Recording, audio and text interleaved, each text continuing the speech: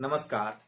विचारालय में मैं संजय कुमार निषाद एक बार फिर से आप सबका हार्दिक अभिनंदन करता हूं। आज हम लोग चर्चा करेंगे अंत से शुरुआत करने के बारे में। कुछ लोगों के लिए यह अतार्किक जैसा लगेगा, क्योंकि अक्सर बातें होती है कि शुरुआत शुरू से करनी चाहिए और यह तर्कसंगत भी लगता है, यह सही भी लगता है। हालांकि अधिकांश मामले में यह सही भी लगता है। और जहां तक सफलता के बारे में है, चाहे वह स्वास्थ्य का हो या धन दौलत से संबंधित हो या अन्य किसी क्षेत्र में हो, जब आपको बड़ी सफलता चाहिए तो अक्सर कुछ चीजों का शुरुआत वहां शुरू से नहीं होता है। जो लोग इन बातों को जानते हैं उसके लिए यह कोई रहस्य नहीं है, यह कोई ऐसा भी विषय नहीं है कि जिसके बारे में उनको सीखने की आवश्यकता है। लेकिन अधिकांश लोगों के लिए यह रहस्य भी है, और जब पहली बार उनके मन में यह विचार आता है या दिया जाता है तो उनका मन हो सकता है इसे स्वीकार भी नहीं करे, क्योंकि उन्हें यह तर्कसंगत नहीं लगता है। आज इसी के बारे में चर्चा करेंगे। जरा ध्यान से सोचें कि आप क्या बनना चाहते हैं। अगर आप वर्तमान में सोचेंगे या अपना पिछला अनुभव सोचेंगे तो आप कोई डिसीजन नहीं ले पाएंगे। आपका निर्णय कोई लाभदायक नहीं होगा। इसे भविष्य से शुरुआत करना पड़ता है कि हमें क्या चाहिए। लोग लक्ष्य बनाते हैं। जब लोग लक्ष्य बनाते हैं वह वर्तमान का नहीं होता है, वह भविष्य का होता है। और फिर वहां से जो कल्पना की जाती है वो साल दो साल या परत दर परत भविष्य से वर्तमान की ओर आते हैं, ना कि वर्तमान से भविष्य की ओर जाते हैं। वर्तमान से भविष्य की ओर जाने वाले अधिकांश लोग असफल हो जाते हैं।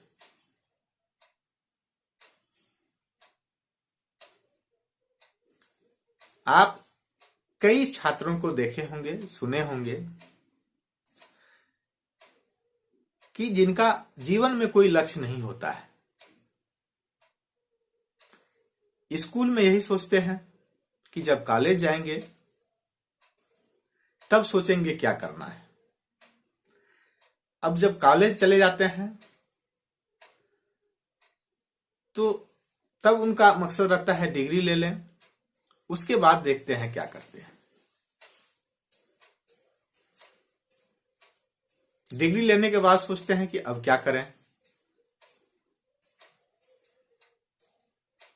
और उनमें से अधिकांश ऐसे होते हैं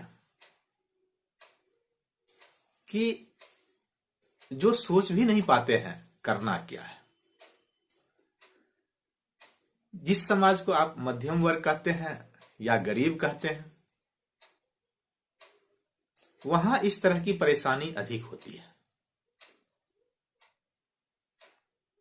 सीधे तौर पर कहा जाए तो सोचने का जो यह पैटर्न है वह वर्ग के अनुसार है। उच्च वर्ग स्वाभाविक रूप से सोचने का काम अंत से शुरुआत करता है, और जो निम्न और मध्यम वर्ग है वह शुरू से शुरुआत करता है,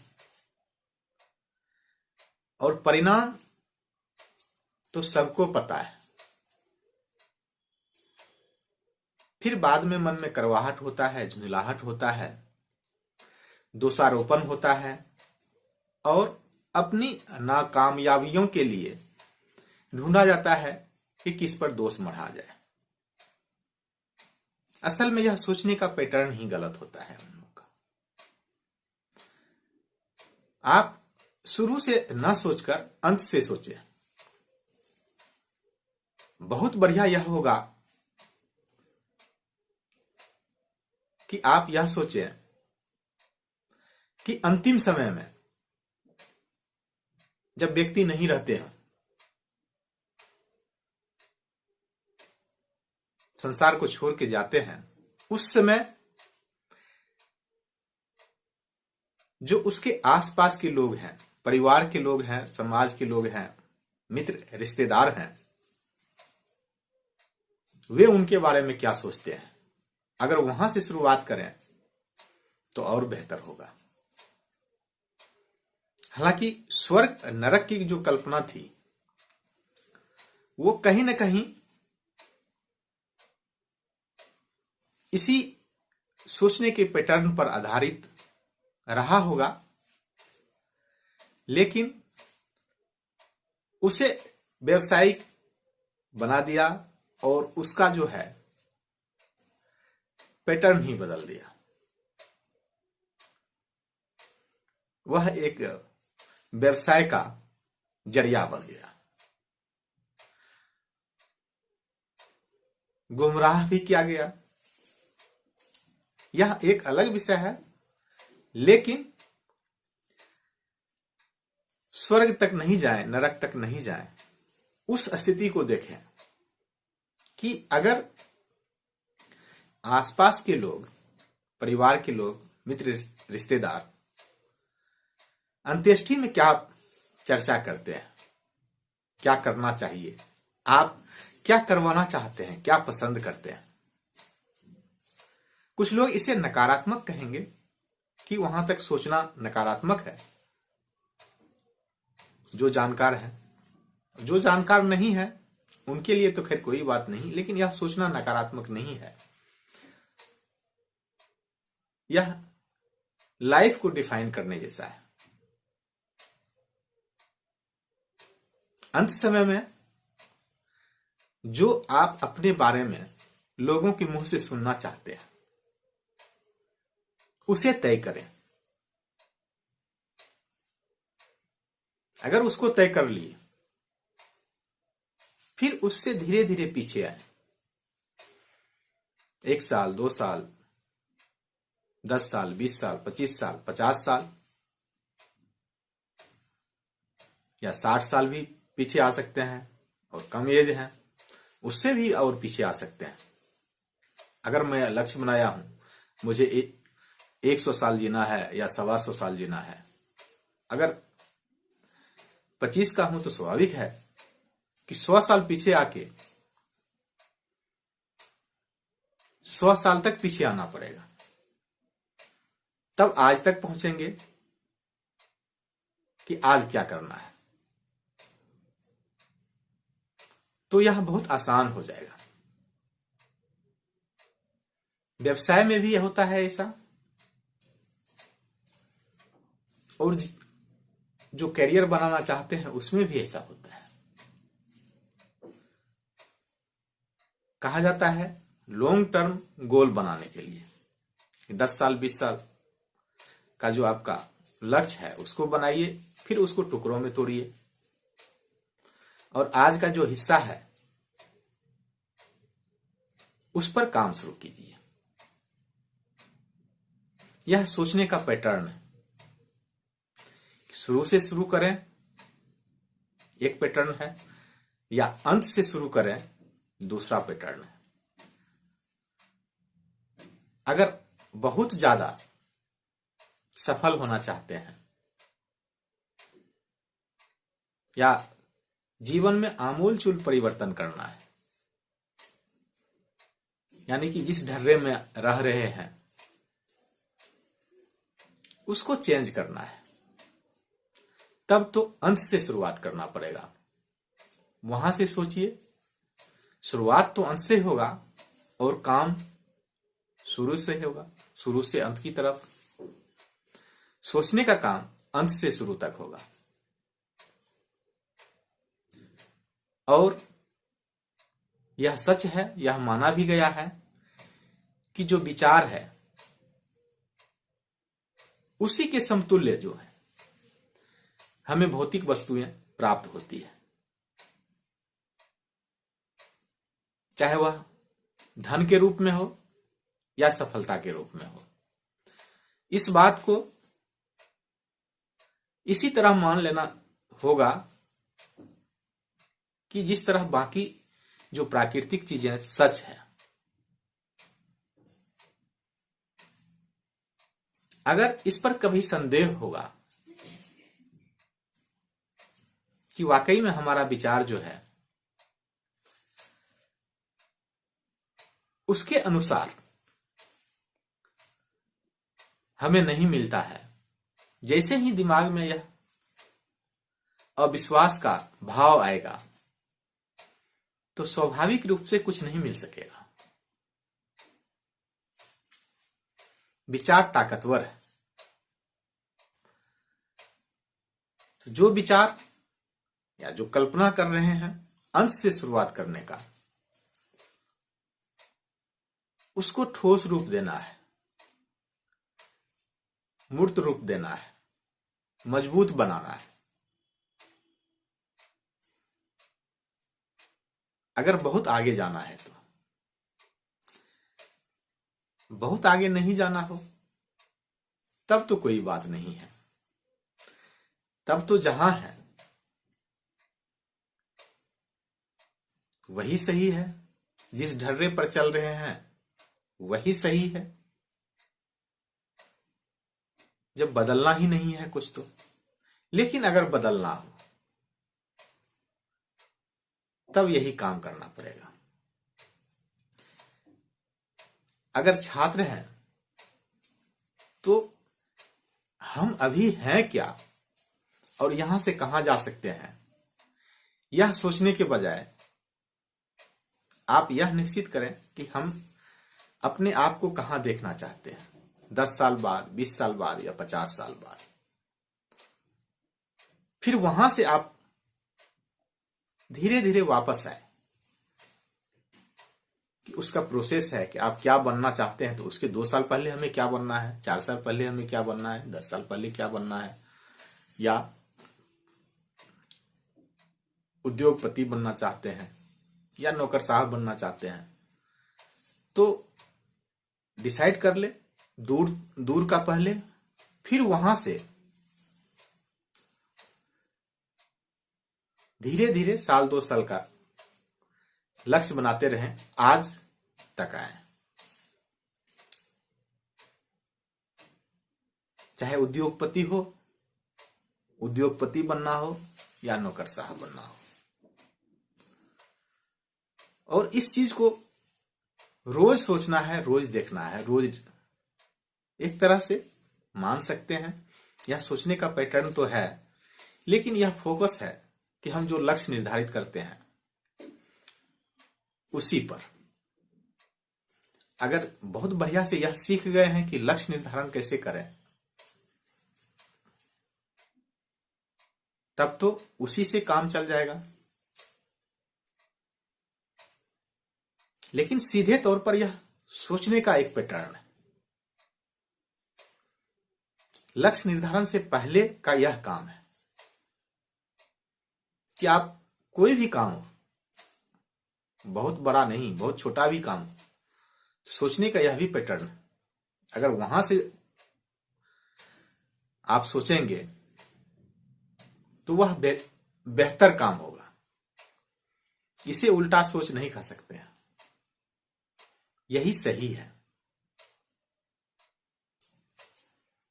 मान लीजिए किसी रास्ते से हम जा रहे हैं और जहां पहुंचना है वह डेस्टिनेशन इस रास्ते पर है कि नहीं है, यह पहले से पता होना चाहिए।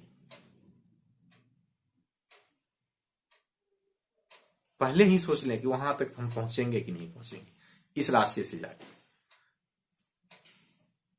न कि हम जा रहे हैं और तब पता लगाएं कि हाँ इस रास्ते से तो जा रहे थे लेकिन अमुक शहर इस रास्ते पे मिला नहीं।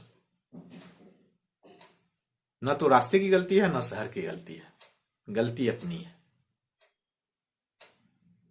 तो इसलिए पहले यह देखें कि वह शहर उस रास्ते पर है कि नहीं, या वह रास्ता उस शहर तक हमें ले जाएगी कि नहीं ले जाएगी। कई बार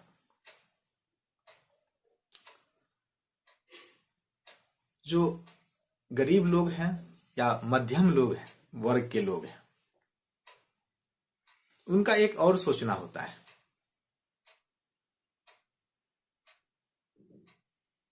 कि सदा सच बोलना चाहिए।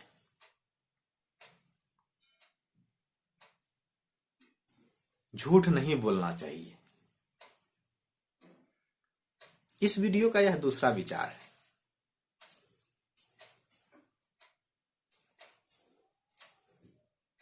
यह सही है, लेकिन जब आप बड़ी सफलता की ओर जा रहे हैं, आपका लक्ष्य सामान्य से बड़ा है, तब भी यह विचार सच है, लेकिन वहां कुछ परिवर्तन करना पड़ेगा। बगैर कुछ परिवर्तन किए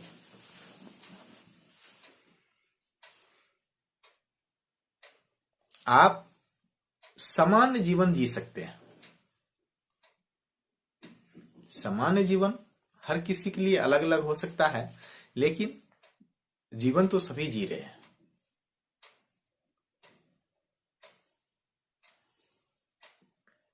लेकिन सम्मानपूर्वक जीवन जीने के लिए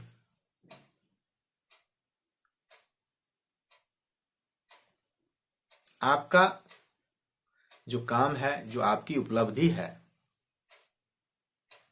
वह समाज में रिकॉग्नाइज होना चाहिए।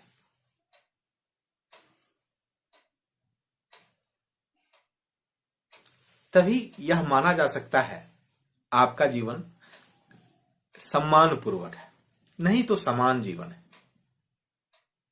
सामान्य जीवन तो सभी आए गए सब,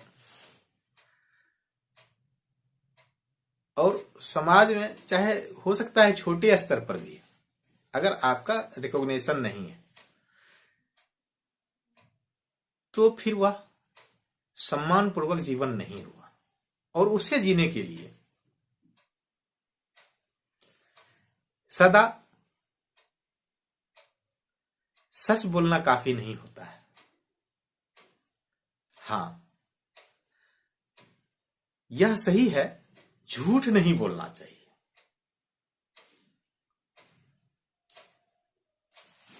आपको लगेगा या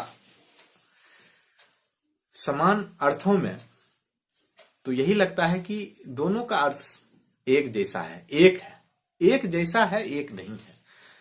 झूठ नहीं बोलना चाहिए का मतलब यह कभी नहीं होता है कि सच बोलना चाहिए।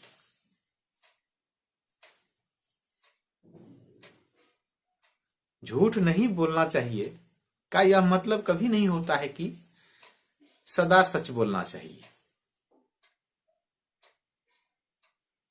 एक बीच में हमारे पास ऑप्शन रहता है, हमारे पास एक विकल्प रहता है। उस विकल्प को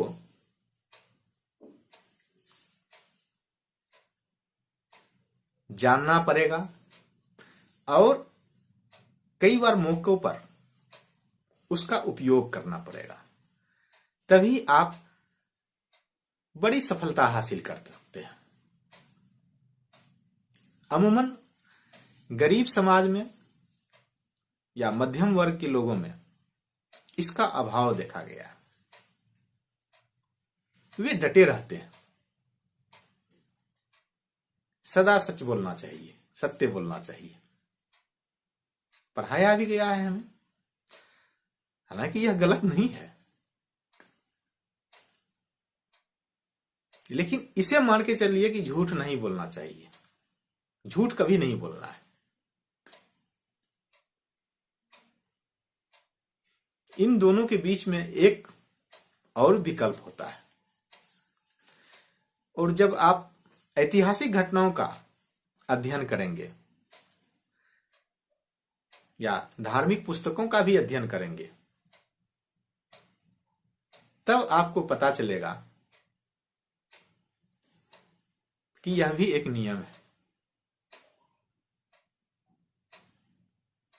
और इसका उपयोग किया गया है ऐसे समय में कि अगर इसका उपयोग नहीं किया जाता तो परिणाम कुछ और होता। वह तीसरा जो विकल्प है, एक तो है सदा सच्चे बोलना चाहिए, सत्य बोलना चाहिए। दूसरा विकल्प है झूठ कभी नहीं बोलना चाहिए। और तीसरा विकल्प है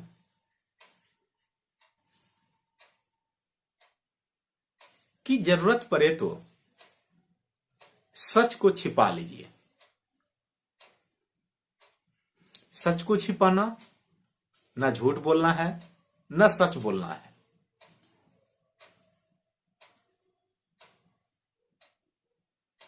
और जो बड़े लोग हैं वे इसे हथियार की तरह अपना रहे हैं। इस विचार को ज्यादातर लोग जो है प्रकट नहीं कर रहे हैं। जान रहे हैं या नहीं जान रहे हैं, इस पर ध्यान कभी गया है या नहीं गया है। यह एक विचारणीय प्रश्न है। अब देखें इसका ऐतिहासिक काल में कहां उपयोग किया गया है, तब आपको पता चलेगा।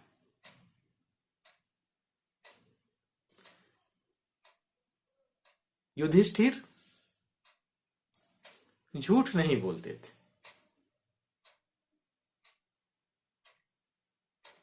लेकिन एक ऐसा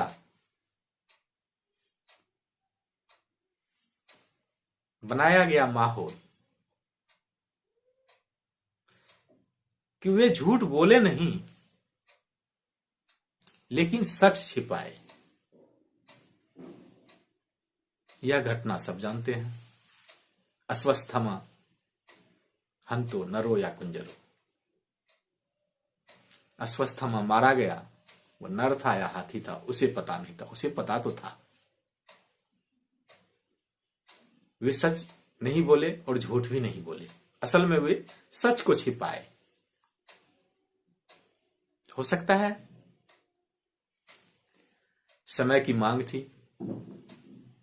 मैं ये नहीं कह रहा हूं कि गलत है या सही है, उस विचार को अपनाना कई बार पड़ेगा। वहां से शुरुआत हुई या उसके पहले भी शुरुआत हुई होगी कि सच को छिपा लीजिए। कई बार जब बड़ा लक्ष्य को भेदना हो, सच को छिपाइए अगर आवश्यकता पड़े तो, नहीं तो हो सकता है आप असफल हो जाए। उस एक सच को छिपाने से अगर उसको प्रकट किया जाता तो युद्ध का परिणाम कुछ और होता, महाभारत दूसरे तरीके से लिखा जाता। तो यह भी एक विचार है। और आज के संदर्भ में इसे देखेंगे, जो सफल नेता है,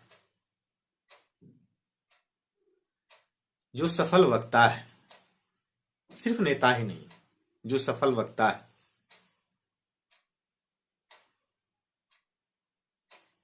या जो सफल उद्योगपति है,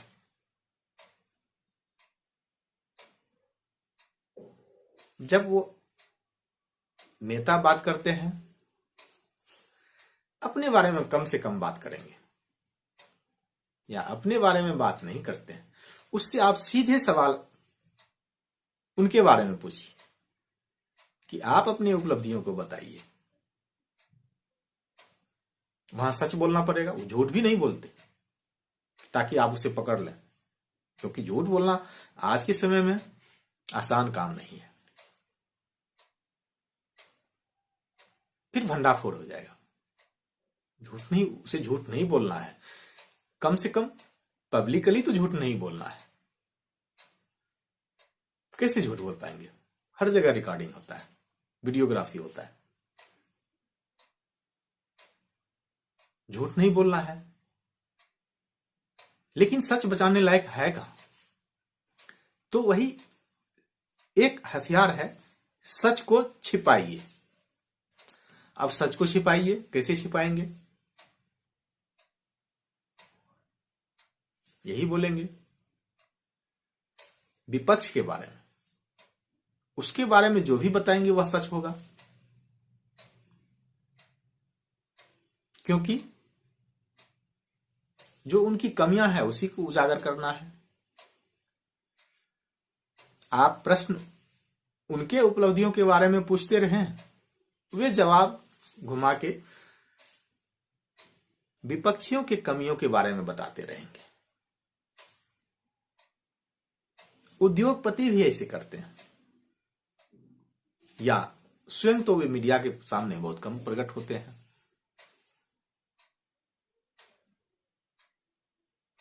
कई बार जब उनके उत्पाद गुणवत्ता पर खरे नहीं उतरते हैं,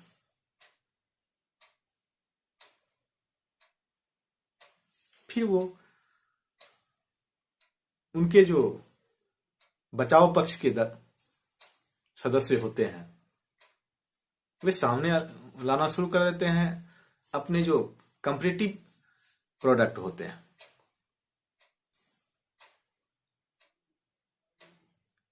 और जो धार्मिक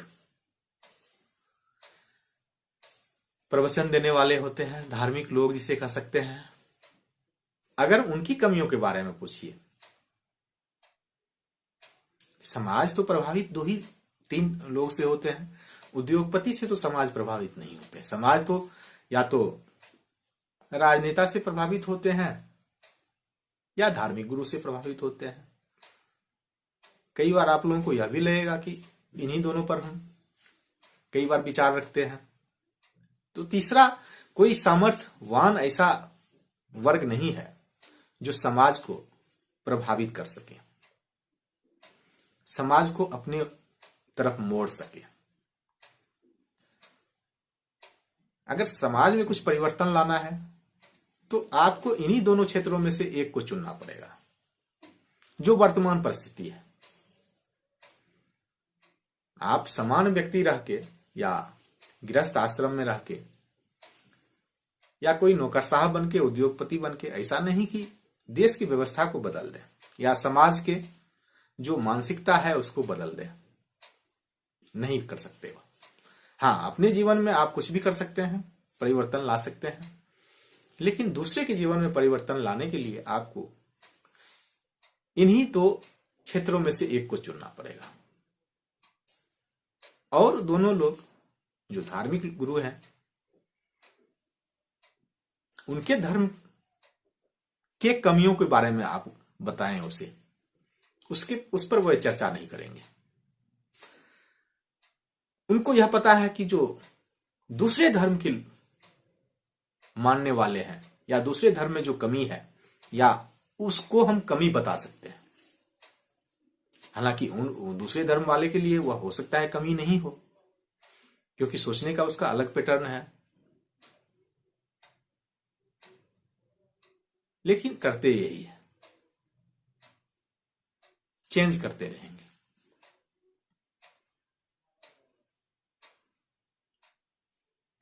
अपना नहीं बताना है, यानी कि सच को छिपाना है, क्योंकि सच उजागर करेंगे तो फिर उसके फॉलोवर कहां रहेंगे।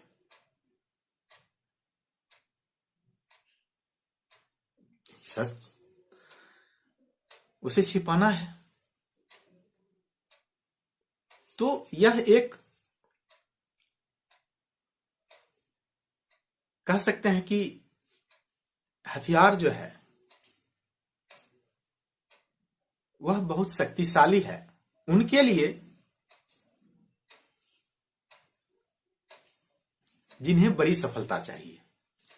इसे जीवन के दिन प्रतिदिन के कार्यों में भी आप इस्तेमाल कर सकते हैं। यहां बताने का यह मतलब नहीं है कि जो सुन रहे हैं इसे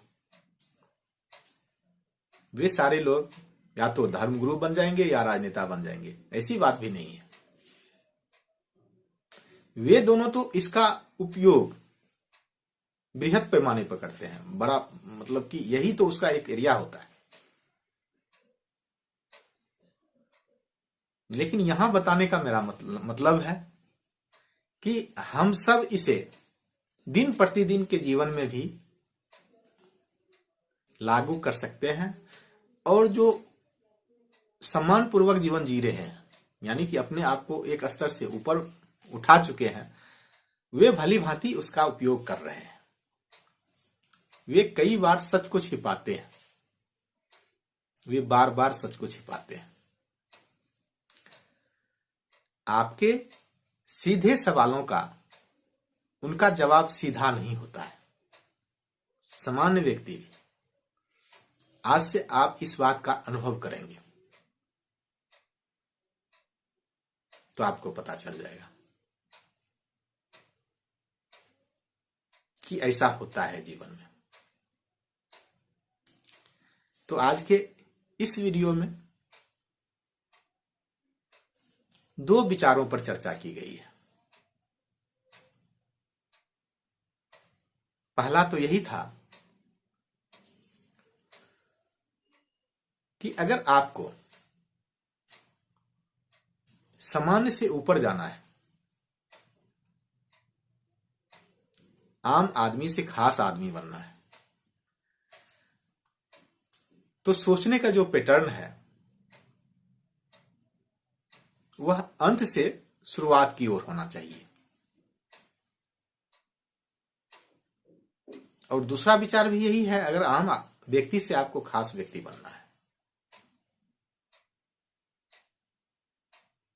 तो आपको हमेशा सच नहीं बोलना है, झूठ कभी नहीं बोलना है। यह भी ध्यान रखना है कि झूठ नहीं बोलना है, लेकिन हमेशा सच से काम नहीं चलेगा। उस समय आपके पास एक विकल्प रहेगा सच छिपाने का।